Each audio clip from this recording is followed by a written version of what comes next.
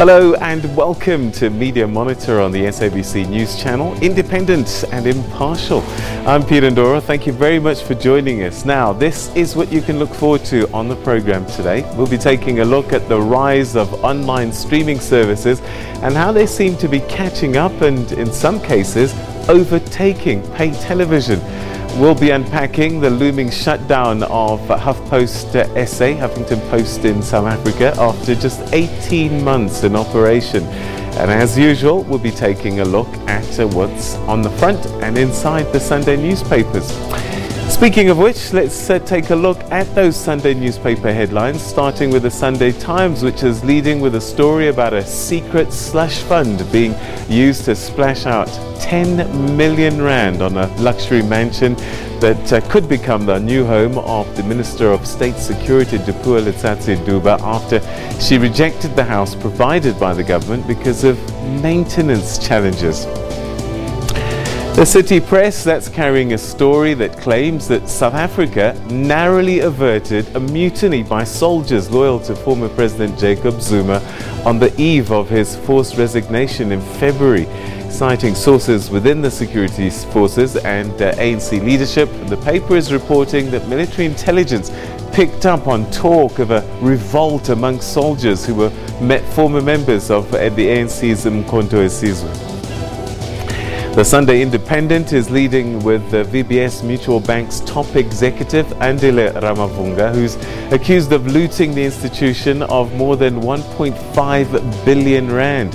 He's fighting back, though, saying that he's innocent of any wrongdoing, despite admitting to a 15 million rand payment. The KwaZulu-Natal's Sunday Tribune is leading with a story about South Africa becoming China's largest trading partner in Africa, whilst China has been the country's biggest trading partner for 9 years, and that's according to China's President Xi Jinping. All of this ahead of the BRICS summit later this week. Both countries, of course, are BRICS members. Cape Town's Weekend Argus runs with a story on how land reform has failed in the Western Cape. Well, that's according to University Professor Ruth Hall, who analysed the province's performance in comparison to the rest of the country. But she says that the Western Cape's failure was the fault of the national government and the ANC. Crossing our borders, Swaziland's Sunday Observer is carrying a story about the uncertain future of outgoing Mbamani Municipality CEO Gideon Mhlongo. Mhlongo's contract will expire in 9 days, which is the end of this month, but things become serious when the Minister of Housing and Development ordered the council to renew Mhlongo's contract. And moving to West Africa, Nigeria's Daily Trust is running with a story on how senior lawyers and some civil society organizations want President Muhammadu Buhari not to allow the certificate scandal surrounding one of his ministers, Kemi Adeosun, to die. Sources told Daily Trust that although Buhari had ordered National Youth Service Corps NYSC to probe the matter, there have been attempts to allow it to die down without government taking any decisive action. Alright, so those are the front pages of your newspapers, and as I say, we can take a look at those and also what's inside those papers again a little bit later on in the program, because we've got lots of other things to look at. And to help me do this, I am joined in studio by a panel of esteemed guests, and I say good morning and welcome to Katie Katapodis, who is Deputy Chair of SANEF. Thanks very much for joining us. Always good to have you. Good morning, Peter. Lovely to be here. Brilliant. And Tebogo Ditsecha, who's the CEO of Ditsecha Media. Thank you very much. Always good to have you as well. Thanks for Always having looking smart. I need your tailor. I'll give you the numbers later. And for a Sunday morning exactly. as well. No, hey? Thank you. All right, okay, so let's go straight into our first story. The media industry has suffered yet another blow. Earlier this week, when HuffPost SA announced the end of its partnership with Media24 just after 18 months in operation, SANEF says that it's concerned about the direction that the South African media industry appears to be heading. The announcement of HuffPost's closure comes just weeks after Afro Voice announced that it too would be shutting down, leaving many journalists without a job And it's reported that advertising revenues for HuffPost in South Africa have, however, been challenging, the same reason as Afro Voice. Right, let's go to my panel.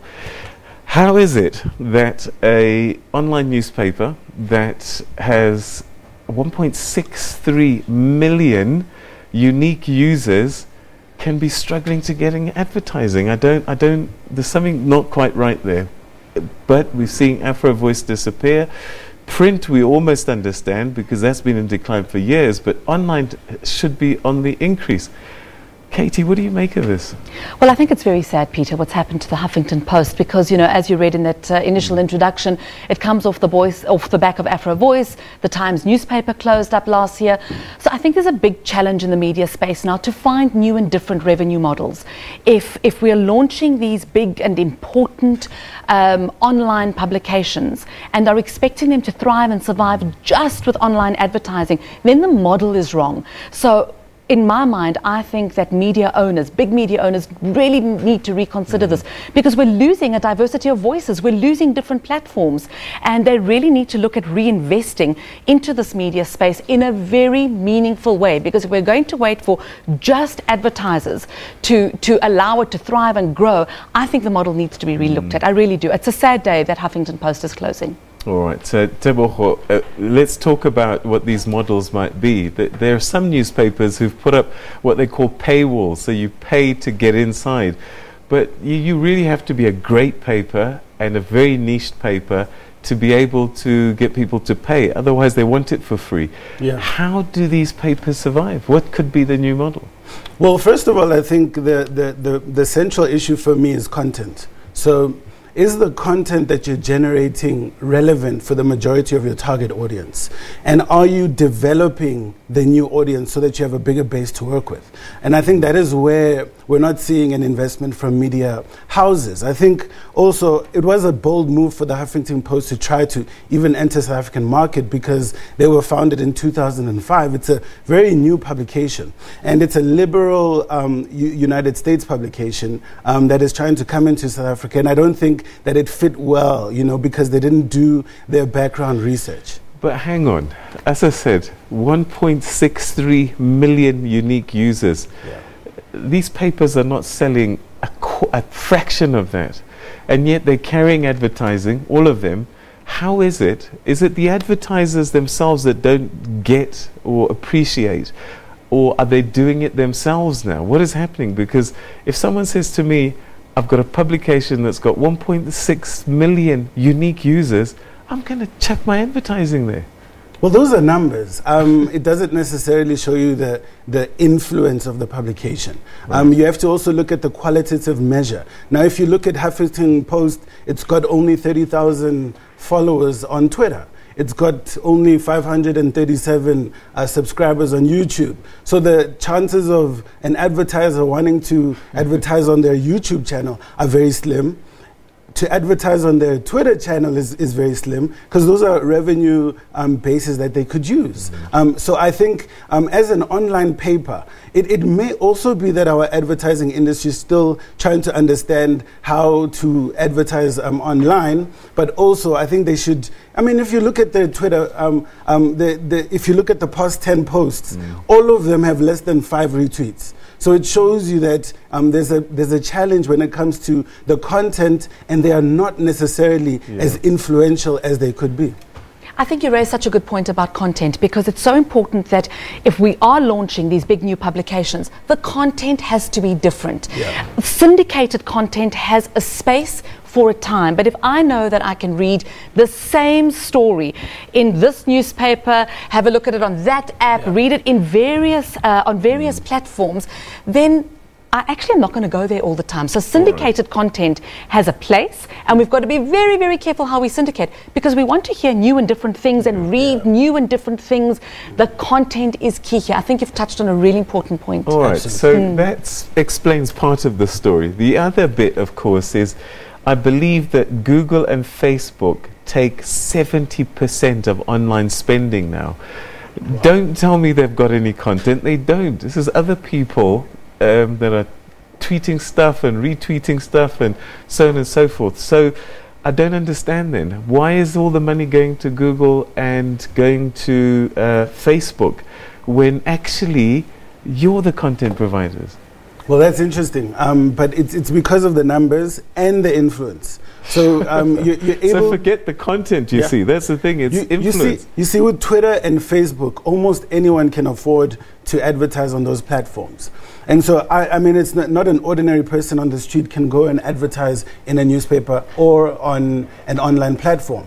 Because with 50 Rand, you can promote your tweet. With 50 Rand, you can promote a Facebook post. And so that is why, you'll see that the revenue is much bigger because they've got a more flexible advertising model. But as platforms, I think Facebook is in trouble, actually. Yeah. I think Mark Zuckerberg this week stuck his foot in it in a really big way with this whole issue about Holocaust denial and denialists and not taking that content off. So around the issues of fake news, fake content, right-wing propaganda-style news, I think Facebook has not cracked that, and Mark Zuckerberg has some very serious questions to ask. I personally think that his platform is in trouble. I think Twitter is the platform that needs to relook because a lot of people are feeling as if Twitter is becoming a video game where you just go and you poke fun at somebody, and it's actually real life. You actually, when you poke fun at somebody, it actually hurts them because it goes to a real person. So they need to look at all their fake accounts and the content. Put your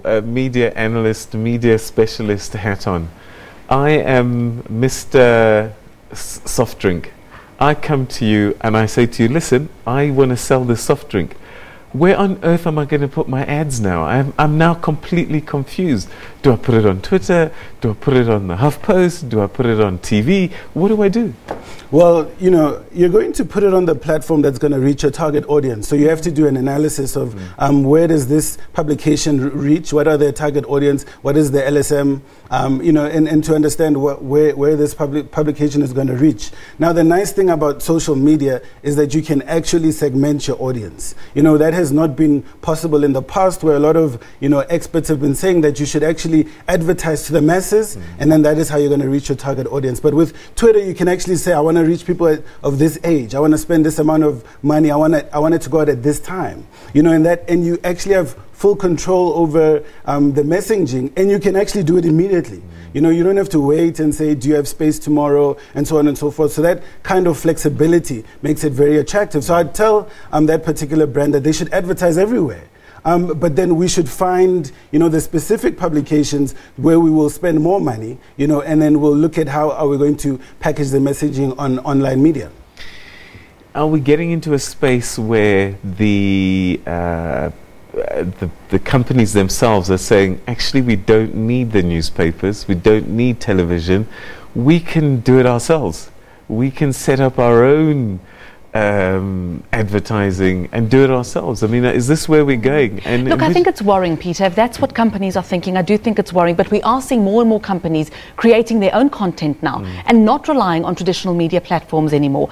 They want to create their own content and get their messages out on their own platforms, actually. So they're becoming very au fait with YouTube, with Facebook, with Twitter themselves, and not necessarily relying on just television or radio or print for that matter. So I think it's a balance. I would hate to see advertising disappear from our papers, disappear from our radio stations and our TV stations, because that will be the death knell for media. Ultimately, it's where we get our money as media. Right, so I would hate that scenario. Look, Netflix, we're going to talk about streaming a little bit later on. They don't carry advertising, and yet they're making tons of cash. So we just, I don't know, are we having to just forget this idea of how we've done things in the past and just do it differently? What does that differently look like? That's the million-dollar question. I mean, I wish we knew what that differently looked like. If somebody can answer what does that different look like, they've struck gold. I really believe that they've struck gold. Well, that's very interesting. You have to have a multifaceted approach with your business models. I think we'll discuss that after the break. Okay, we'll go into that, and especially when we look at streaming, because they're taking over pay TV and they don't need advertising to do it. All of that coming up shortly. Stay with us.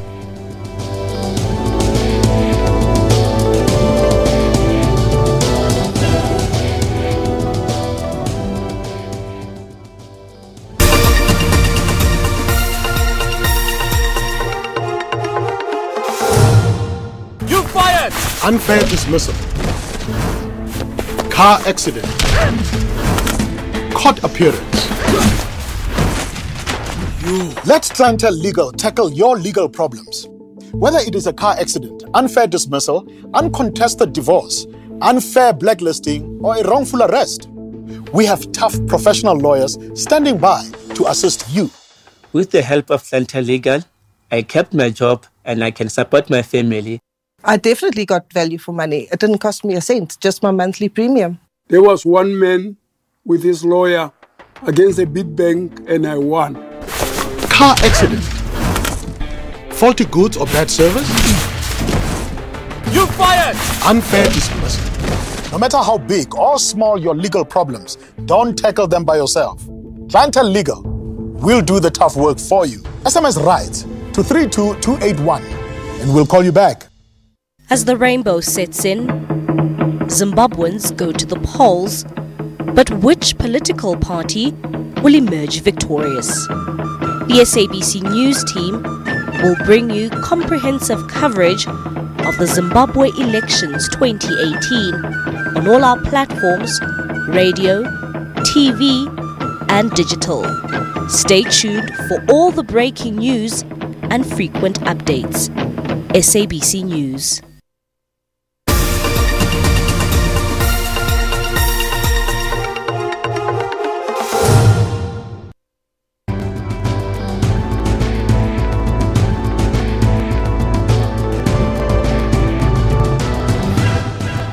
Welcome back. Now, you are busy watching this program at home on your television screens at the moment, and it may be that some of you might actually watch this again on your computers. And this is what's happening. We're changing the way we're consuming our media. Internet streaming, for example, has overtaken pay TV in the UK, and that's according to a report that was conducted by Ofcom's first Media Nations report, which highlights the challenges that pay TV, satellite and public service broadcasters are facing in the digital age.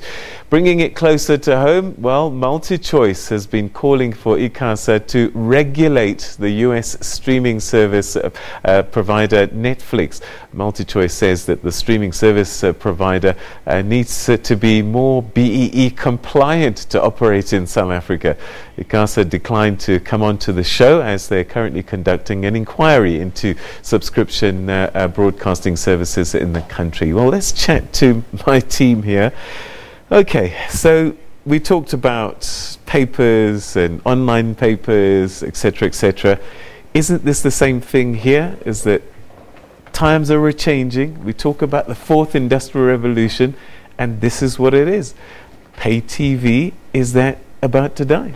I don't know if it's about to die, but what I can say, Peter, is that Netflix has come into the market and streaming generally as this massive disruptor, and it's disrupted traditional platforms and traditional channels, and it's done so very competitively. So we're looking at a disruptor on one hand and very tough economic times on the other. So the consumers are really now forced to make some difficult decisions, sometimes not so difficult, actually easy decisions, to go, well, am I going to save myself a heck of a lot of money per month and still get the content I want, or am I going to stay where I am, pay almost, 1,000 Rand, whatever it might be for pay television, and possibly not be able to pick and choose as I wish.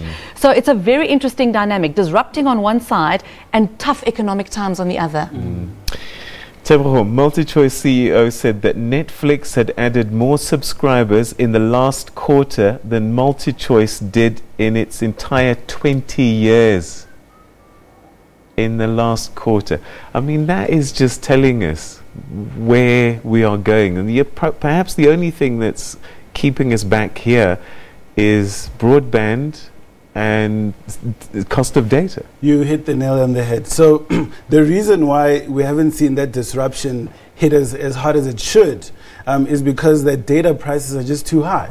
Netflix is probably accessible to people who have unlimited data packages, who live in beautiful estates and have great broadband network. So unfortunately, to the poorer communities, they can't afford to have Netflix and to just stream whatever they want to stream. There's another platform called Kwese TV, which opened offices here just around the corner in Sandton. And so that's also a disruptor that's coming with, you know, a bunch of channels at a fraction of the cost that you're paying currently. Now, the only reason that you haven't seen that disruption, it's the data price, but also you've got SuperSport, Mzansi Magic, and the news channels. As long as those remain on the DSTV platform, they're going to be safe for now. But if anything changes in those spaces, you're going to see the total disruption, and you could see the collapse of what we see currently, the status quo. So I suppose that when I look at MultiChoice, my instinct is that the unique selling thing that they have is live sport and rights to those. And there's a debate about monopolies on rights to sport, because you don't want to watch an event after the event. You want to watch it live, and that's possibly why we still kind of with the subscriptions. But if you're not into sport and not into news, then why have pay TV? I guess is a question the consumers are asking But themselves. as long as there's that live sport and the news element, I, for one, I speak for myself as a consumer. The news channels are my home channels, if you like, at home. It's always on one or other news channel. As long as it's there, they've got me. There's also another disruptor on the market, though. Black. Cell C Black. I don't know if you've seen what they've been doing on their phones, but a whole lot of movie content, for example, and some sporting content from what I've seen. So we're seeing people trying to make, you know, create their own space in this market. But you're right, Tabok, I think as long as we've got news and sport and Mzansi Magic, they're okay for now. But they shouldn't rest on their laurels. That's true, absolutely. So where are we going? Because now we were talking about news earlier on and print versus online. Now we're talking about how we consume movies and sport. You know, I spent 3 years in the UK. I bought a TV, and I think I watched television on my television maybe 4 times. The rest of the time I was watching on something called an iPlayer on the computer. That meant I could watch television when I felt like, not when it was on. Where are we going? Well, I think if the people who have the monopoly over the industry need to disrupt themselves, if you look at the packages, they're way too expensive for what you're paying for. And also, it's not as flexible as we would like. I mean, you should be able to pay for what you watch. You shouldn't have to pay for things that you don't want to watch. Otherwise, if they keep it like this, yes, their revenues will continue to grow, but it's not a sustainable business model. So they need to look at disrupting themselves. And if they don't do that, they will be disrupted by external forces who will cut a deal. I mean, nothing stops them from cutting a deal with a network provider and saying, you're going to provide this for free. You're going to be able to stream if you're using this network. It's going to increase your number of people who are using your network, and it's going to increase my customer base. You know, so as soon as they get that right, then they go into more localized content, try to break, you know, the monopoly on the sports section, get your hand into the news section, they're in big trouble. Well, let's ask ourselves a question. When was the last time you watched series, if either of you watched series, and actually sat through the adverts? Or didn't watch it on catch up, for example, or on a platform where there are no adverts actually. And I think if we look at our own behavior as consumers, then it's quite telling in terms of where the industry is going. All right, so is it then, at the end of the day, what you've got to ask your question, what am I actually doing? And it is content, isn't it? Isn't it at the end of the day? So it's how you distribute that content that seems to be changing. And maybe those people that were just distributors are the ones that are going to go out of business, and the ones that were content providers are the ones that are going to thrive. And it's very critical, Peter, what type of content am I also offering? Because content is very broadly available, but what experience am I offering to my user, to my consumer? If I'm giving them a good experience with my content on my platform, they're going to come back to me in my platform. Otherwise, consumers are very promiscuous. They don't owe anybody allegiance to sit with you and be totally loyal to you. They're promiscuous. They're going to flip channels. They're going to change newspapers. So what experience are you offering your consumer with your content? Is it different? Is it unique? Is it diversity of voice? Is it fair? Is it accurate? Is it factual? Is it not fake news? All of these issues talk to where we are right now as a world, in fact, not even as a country. Talking about fair, MultiChoice is saying that, hang on, Netflix have got to be BEE compliant. Sanif, I think, have talked a little bit about that as well, about international companies not complying with local conditions, but they take our money. We've seen Starbucks and all these other companies, they sell tons of coffee in England, but they weren't paying any tax because they were registered in Ireland or something. Where are we going with this? Is it fair? Is it not fair? What do we do? Yo, that's a tough question. Is it fair? Is it not fair? I definitely think there needs to be a regulation. I mean, the minute you come into the country and you're operating in someone else's countries, across the borders from your home, you certainly need to comply with the rules and regulations of that country. Where the balance is, I'm not sure. Do they need to be BEE compliant? If that's the rule of the country, and if those are the rules that we've got in place for broadcasters, then there needs to be an element of that. Maybe it means a local partnership. Maybe they can fall into a local partnership and still be able to fit into that criteria. But that's dangerous, because now we're talking about censorship, because you're saying that you can't get Netflix in South Africa. That's companies based in another country. How are we going? Amazon, all these kinds of things will become a nightmare. Yeah, look, I think they should be regulated, but we should also be very clear that it wasn't altruistic of MultiChoice to ask them to be BEE compliant. They did it because it's a technicality that they realized is missing. And they've got the upper hand. And that is the beauty of competition. You keep each other honest, and you make sure that everybody is following the rules. Otherwise, they must go. Or MultiChoice can compete with Netflix, with Showmax in the States. Absolutely. There you go. Yeah. All right, we're going to take another break. When we come back, more. We'll take a look at what's been happening on the digital front. Stay with us.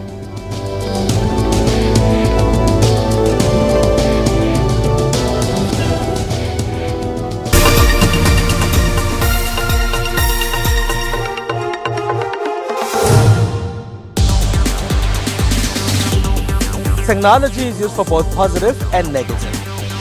Some governments block the internet in times of protest. With this internet blackout, it's impossible for me to do it, so I have to travel to Douala. This act is a true violation of the rights of citizens. In Africa, people are always coming up with innovative ways to use technology to solve some of their problems. The more interesting piece of technology is actually the artificial intelligence. AI, it's utilizing data to make your life easier. On Network, we give you Africa's technology and social media news. Catch Network with Spumelele Zondi every Saturday at 8:30 p.m.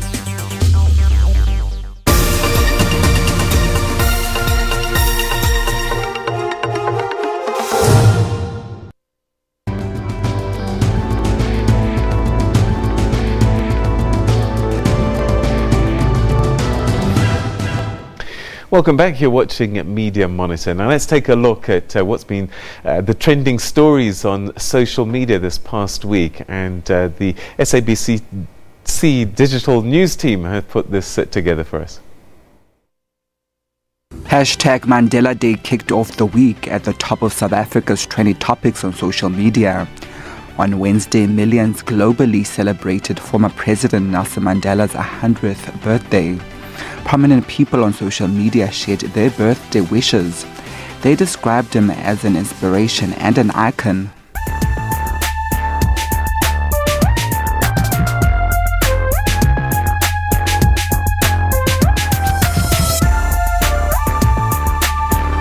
Hashtag 67 minutes also trended.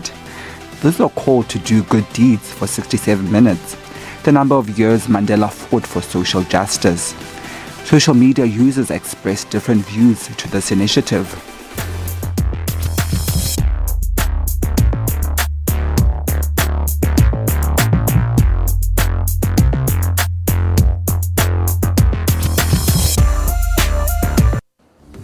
Women and girls around the world continue to be blocked from positions of power and authority. On Tuesday, former U.S. President Barack Obama delivered the much-anticipated 16th Nelson Mandela Annual Lecture.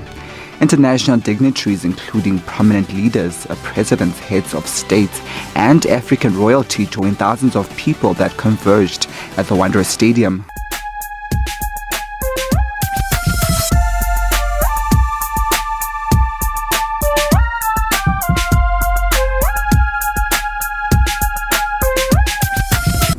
In other news, businessman Christo Wiese has denied being involved in any tax evasion scheme. This comes after Amabungane reported on papers filed in the Western Cape High Court that show that SARS wants Wiese and a few other individuals to be held accountable for 217 million rand. And finally, Mosanya Dama started training on Thursday after cleaning up at the Orlando Pirates Awards, winning the Player of the Season and Players Player of the Season prizes. Right, so that's what's been trending on social media, and I'm sure all of you knew that already because you're on your screens 24/7 nowadays, aren't you? Well, let's take a look and perhaps let's get a comment of anything that you picked up on social media this week. Is there anything that drew your attention? Let's start with you, Katie. Barack Obama. Yeah. For me, it just had to be Barack Obama. I think he came into South Africa and blew up social media with that unbelievable speech of his. And literally, I think you said it earlier, Tebogo, I don't want to steal your lines, but hijacking 67 minutes and Mandela Day. Yeah, absolutely. So I think that also, for me, that stood out. It overshadowed everything. It was, I think Mandela Day was quite historic, but I think also his approach of being more conversational and then having a real good chat at us.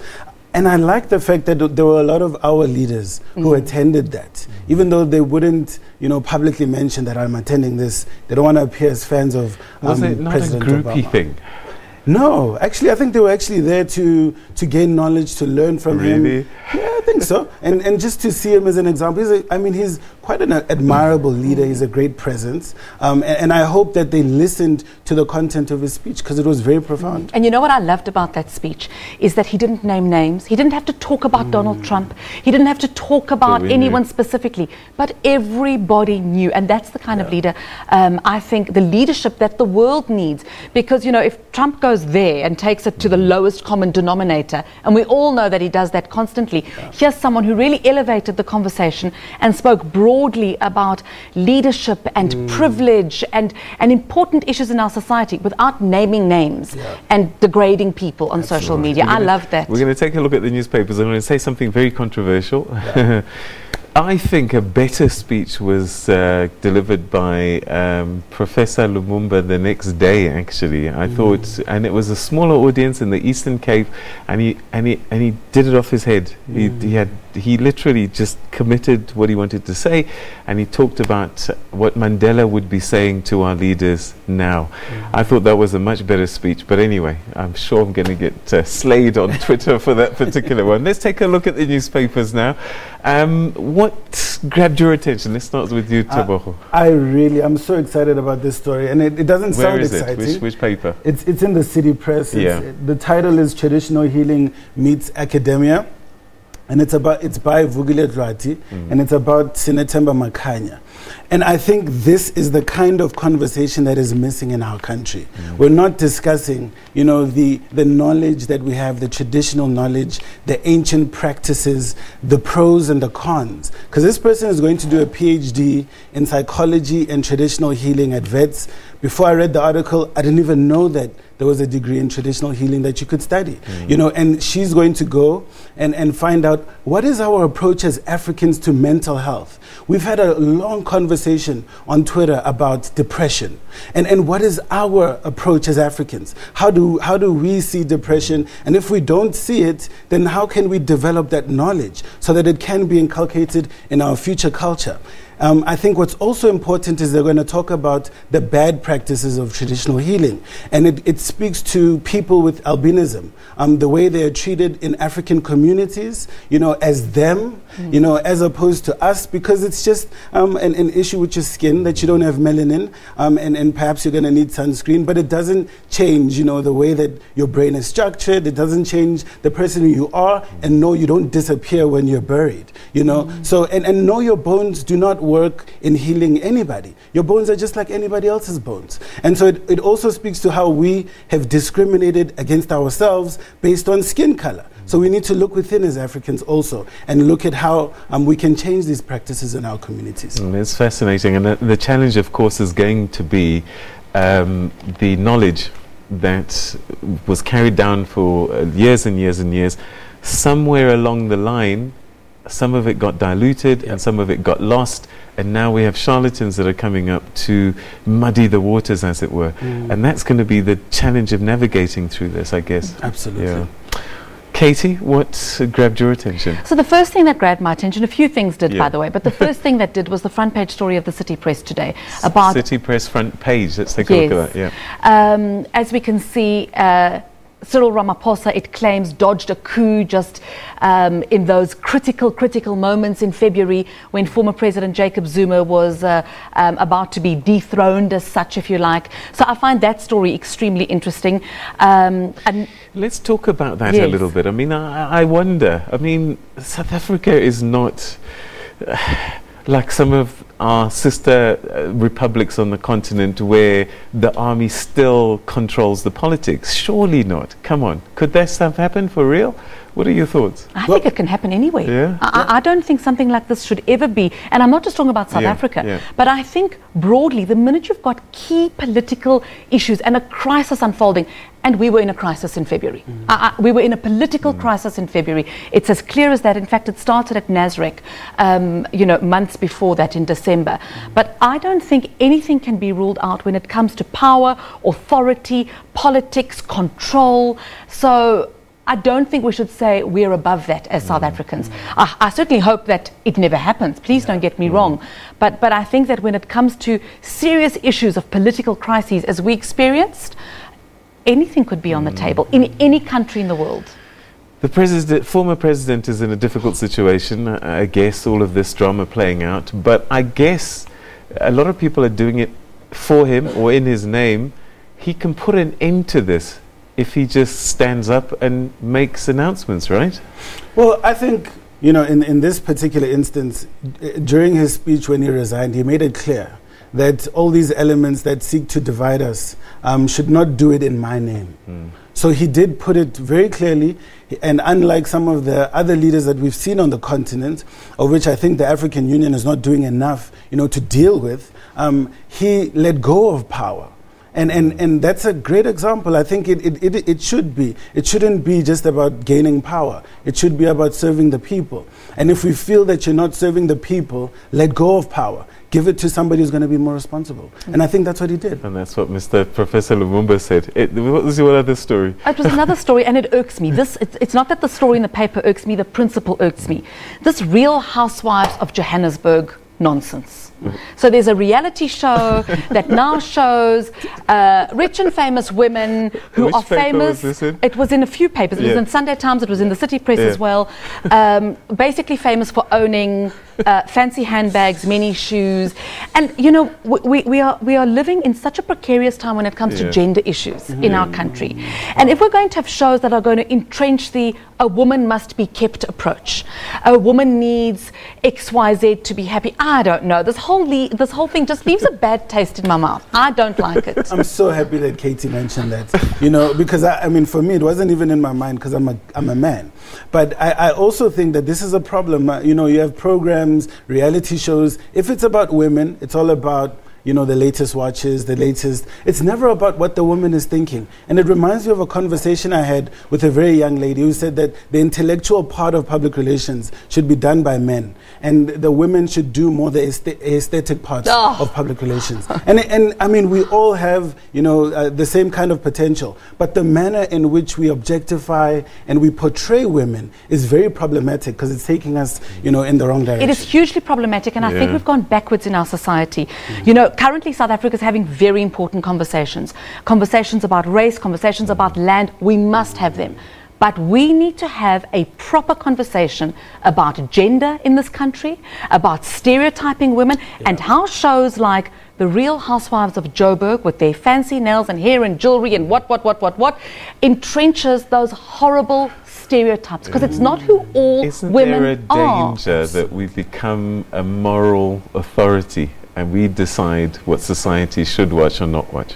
Well, we could become a bit of a nanny state, but we're a young democracy. And this is the time when we're building a foundation. So we won't be like the United States, which has had its democracy for many years. We just started now. So this foundational phase is important. And if we have to have a conversation, perhaps we can, it won't be outlawed that you can't have such a show. But morally and speaking about culture, speaking about our values as a society, we must debate whether or not these shows should be shown. And I would never say censor a show like this, never. It goes against my very DNA. Yes. But I would say, where are the shows showing women doing amazing things? Okay. All right. Okay. We're going to take another quick break, and when we come back, we'll take a look at Google. They got a huge fine. If you've got an Android device, that's probably why.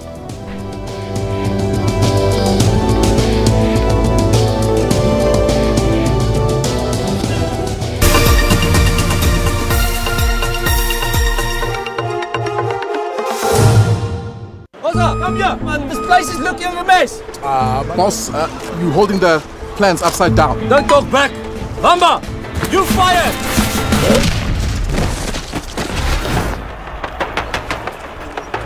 Unfair dismissal. Let Clientele Legal tackle your labor issues for you. We have tough, professional lawyers standing by to assist you 24 hours a day. SMS DEFEND to 32281 and we'll call you back. SMS now. We visit all the best spots for some live jazz performances. Traveling to breathtaking holiday destinations is what we like doing. Enjoying outdoor adventures with family and friends. Relish global cuisines. Part of cooking. For all the tourism, delicious cuisines and outdoor adventures, join us on Trends Travel every Sunday at 12 o'clock right here on the SABC News channel.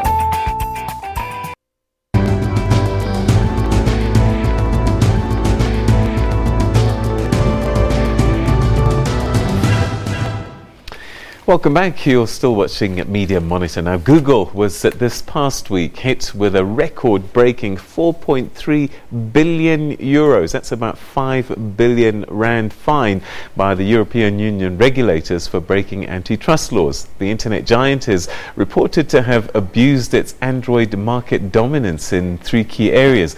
Google has been bundling its search engine and Chrome apps into the operating system. Google has also blocked phone makers from creating devices that run forked versions of Android, and it made payments to certain large manufacturers and mobile network operators to exclusively bundle the Google search app on its handsets. Let's take a look at this story.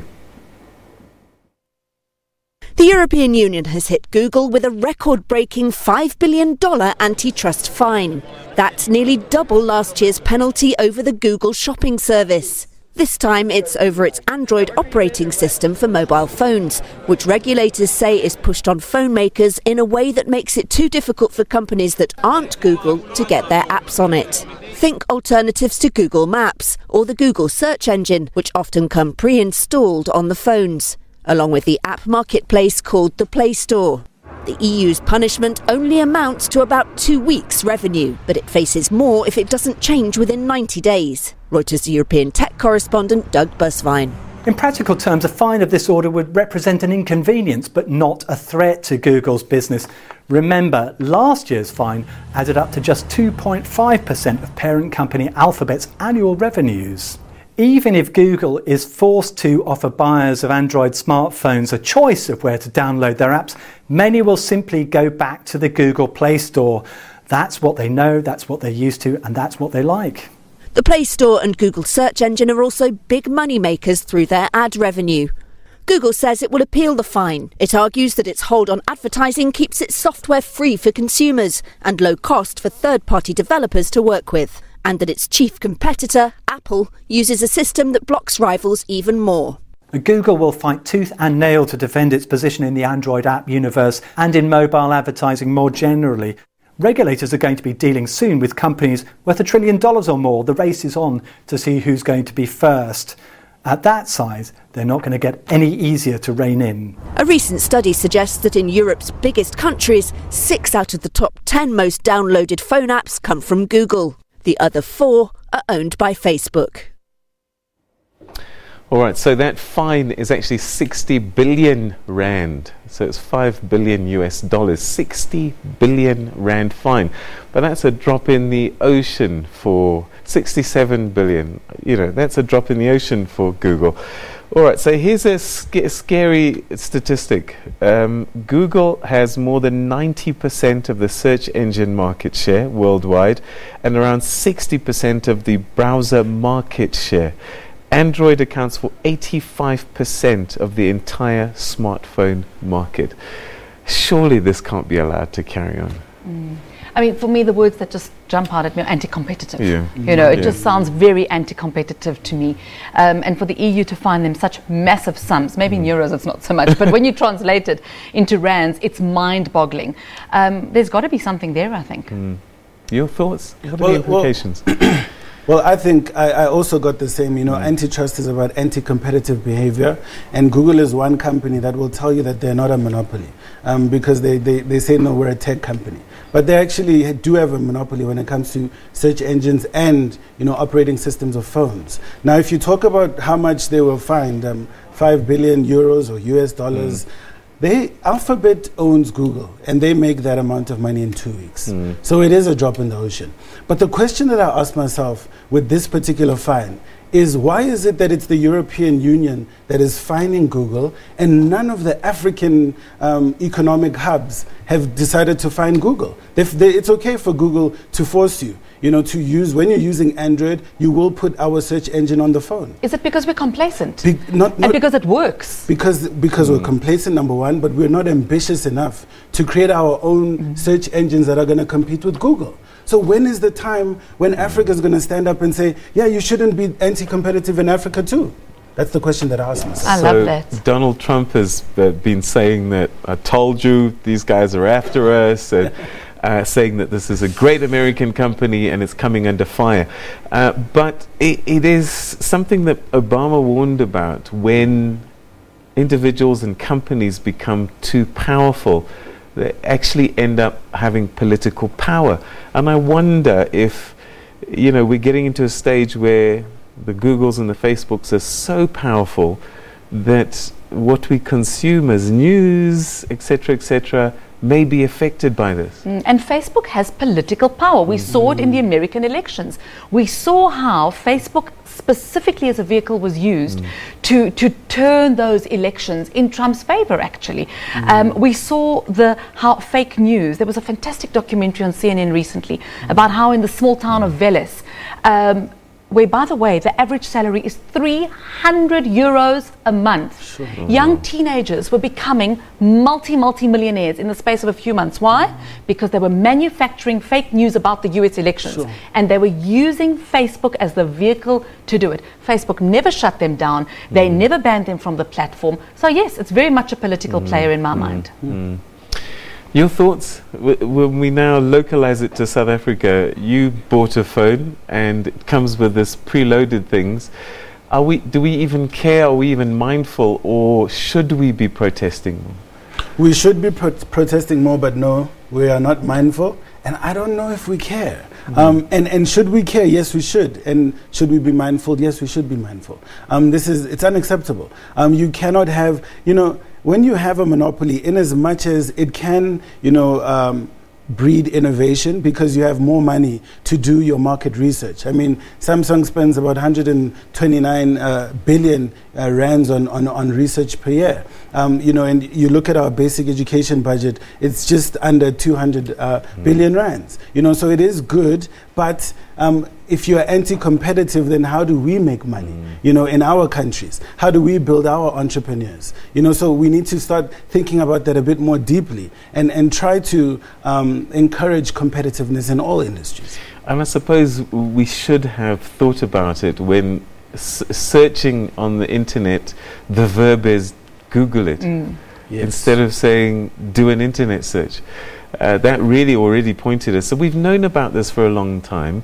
Why have is it been allowed to carry on? I think because it's worked for us. I mean, if I just take the consumer perspective, and you raise so many amazing points about the time has come for us to now stop being complacent and create our own model and our own search engine for us in Africa.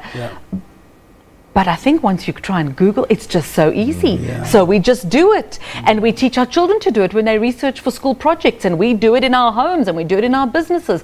And it's just there. Take Google and the search engine away from us, I think we'll struggle. And they've created an ecosystem where they'll give you a Gmail account. You've got Chrome. You've got... So everywhere your devices are connected through this single Gmail sign-in. That can't be healthy for us. No, even Android is Google. So if you want to go into Google Play, you have to have Google preloaded into the cell phone. And that is what the European Union is fighting over. I don't know if people know that Android is Google. And so that I think we need to think about that. How do we create our own search engines, even if it's not going to compete with Google, but it should be there. You know, it should be creating jobs. I don't know why we're thinking like we're not thinking like that.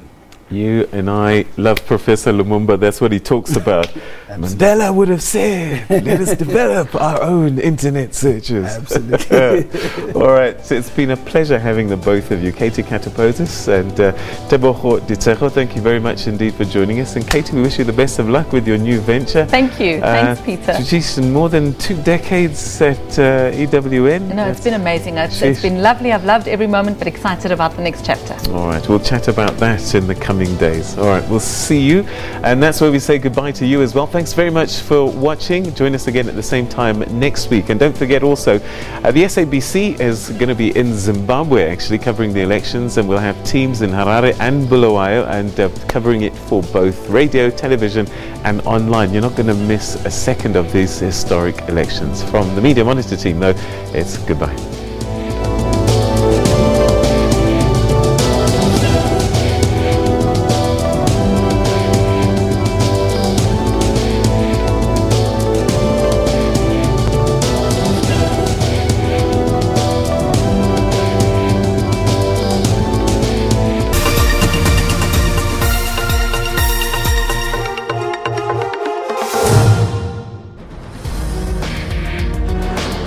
The story of Guachu is a microcosm of the problems that continue to plague land reform, where the challenges of redistribution, restitution and security of tenure include not only addressing past injustices and making farms productive, but reclaiming identity. I had, this belief that this is our government. Definitely, they will do whatever they can do for us to change our lives. But unfortunately, I think I was just naive. It is the government of South Africa that is owning this land, and it is that government that is denying these people.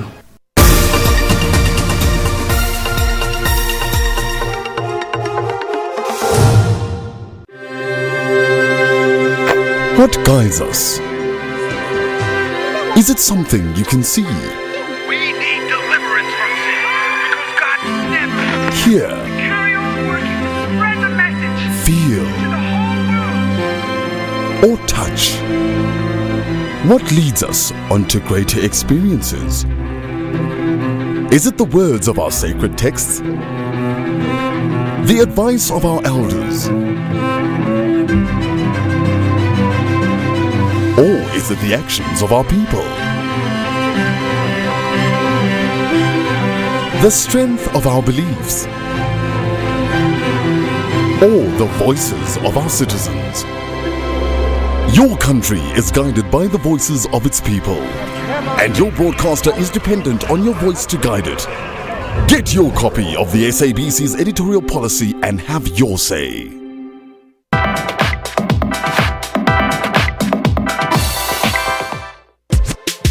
How many times have you dismissed sniffles as just a cold and carried on with a stuffed nose and sinuses, assuming that the symptoms would eventually run their course? Perhaps a bit more quickly with a few doses of homemade remedies. We asked people about their perception and experiences with colds and flu and their expectations on treatment when visiting their GPs or pharmacist. What do I think causes flu? I'm sure it's a virus. I don't think it's because swimming and with wet hair, and I think it's a virus that you pick up somewhere. What I think causes flu, usually it's the winter season. You get cold, sometimes you get hot at the same time. Then you take clothes, you put clothes on, then you take them off. You end up getting a virus somehow and getting the flu virus. I think it's the weather changes. It's a hot and cold. And I think there's a virus. This year, I think it's a bad virus because I hardly get flu. And this year, I've been affected twice now with flu. You know, when you have flu, you start by taking your Mandela, your flu stats, and then sometimes it gets worse, sometimes it goes away, sometimes you visit the doctor then. I don't like medication. I'm gonna be honest with you. So if it comes to finishing the course, I must be honest, I don't finish the course with antibiotics. To understand more about colds and flu, we spoke to Dr. Marlene McKay to help us understand how are people getting up for the colds and flu this season. Every year we give the message out that the best way to prevent influenza is with the flu vaccine. You're feeling sick, but do you have the flu or the common cold? What's the difference? We must make a distinction between a cold and flu. A cold is a common cold which is caused by hundreds of different viruses. It's usually a milder illness, shorter duration. It's involved mostly the nose. So runny nose, blocked nose, a bit of a cough, headache, sore throat.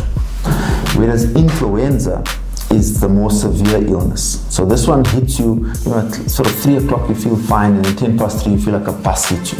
So it's a severe illness, body aches and pains, headache, high temperature, sore throat, and the nose is usually spared. So patients tend to mix the two up. They'll just say, doctor, I could just have a bit of flu.